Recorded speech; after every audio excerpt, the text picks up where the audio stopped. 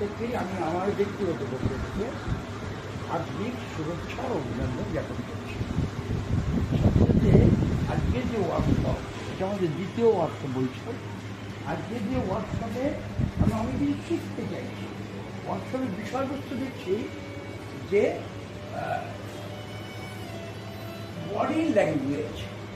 এখন নাটক করতে গেলে তো আমরা কথা বলতে হয়, ভাষা প্রয়োগ করতে হয়, এবং আমি যেটুকু বুঝি আর কি, আমি নাটক সম্পর্কে বলবো না, সেটা তোমাদের পরিচালক যে আছেন, যিনি শিক্ষক তিনি বলবেন, আমি শুনবো।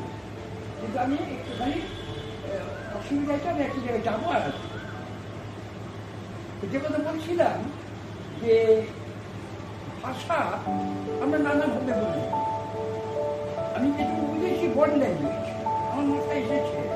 আমি ভীষণভাবে রেগে গেছি হয়তো মুনমুনের ওপর। আমি মুখে যদি বলি যে আমি মুনমুন তোর উপরে খুব রেগে গেছি, এটার থেকেও আমি যে রেগে গেছি তাতে আমার যে মুখ, আমার প্রকাশ, আমার অঙ্গভঙ্গি, আমার গাম্ভীর্যতা, আমার চোখ, তার প্রমাণ করতে মুনমুন বুঝতে পারবে আমি মুনমুন রেগে। আর বডি ল্যাঙ্গুয়েজ আমি যেগুলো বুঝতে পারি, আমি কলেজে শিখবো, শিখবো।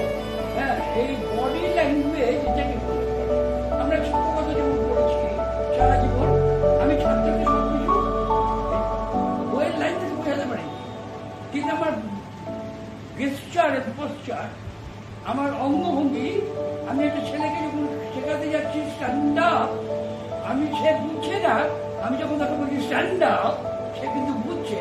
এটা খুব খুব জরুরি বিষয় নাটকের ক্ষেত্রে আমার মনে হয় তাকে বটেই। তো আজকে যারা এসেছো এবং যারা আশা করছি আসবে, তারা নিশ্চয়ই সমৃদ্ধ হবে। আমাদের প্রশিক্ষক বললেন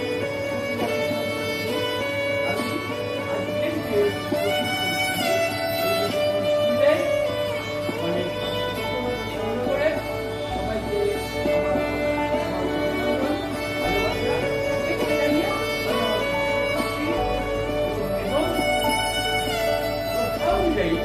আমি এই শিবিরে উদ্বোধন করছি। আমি হয়তো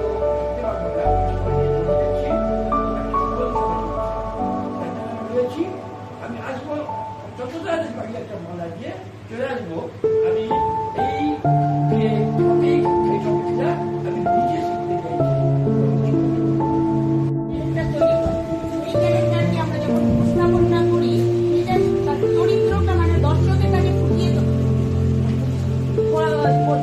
কাছে উপস্থাপনা করছি, এটাই হলো মানে না, আমি বলছি বডি ল্যাঙ্গুয়েজ এখন নয়, আমি বলেছি চরিত্র কি। চরিত্র হলো যেমন ভিলেন, সেই ভিলেনের চরিত্র, সেটা একটা চরিত্র, এটা ব্যাখ্যা হয়ে যাবে, কিন্তু হরিণের মতো থাকবে।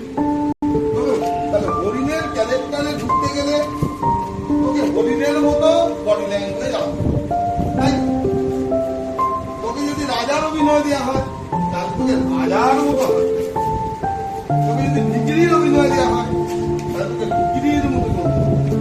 তোকে যদি চোরের অভিনয় দেওয়া হয় তাহলে তোকে চোরের মতো করতে হবে। তোকে যদি ফুচকাওয়ালার অভিনয় দেওয়া হয় তাহলে তোকে ফুচকাওয়ালার মতো করতে হবে। তাহলে চরিত্র কোন? চরিত্র হচ্ছে রাজা, চরিত্র হচ্ছে হরিণ, চরিত্র হচ্ছে ফুচকাওয়ালা। বোঝা গেছে না? বোঝা গেছে? বোঝা গেছে? ক্লিয়ার? সবার কাছে চরিত্র